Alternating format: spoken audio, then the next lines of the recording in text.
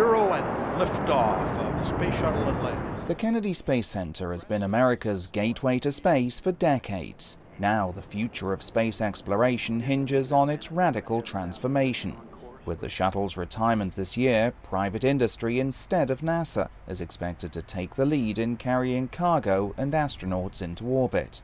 The U.S. Space Agency is trying to attract commercial operators to use its facilities, which will lie dormant after the last launch scheduled for June. For 30 years, we've had one major customer at the Kennedy Space Center for launching, and that's been the Space Shuttle program. Well, that customer is going away, so what you need to do at that point is diversify your customer base. I mean, just like any business would.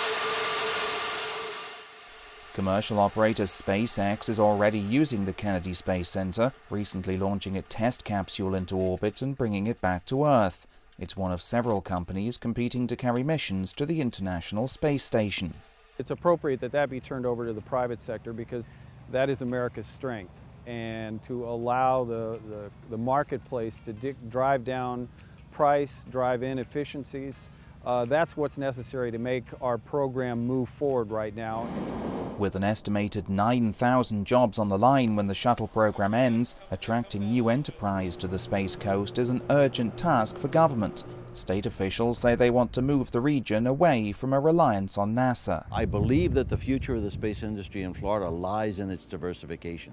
If you look at global space revenues, they're approximately $270 billion, and over 68% of that volume is commercial activity. People who have learned how to use space to make money. Nearly $75 million in state and federal cash is being pumped into expanding commercial aerospace through infrastructure investment, business incentives, and workforce training.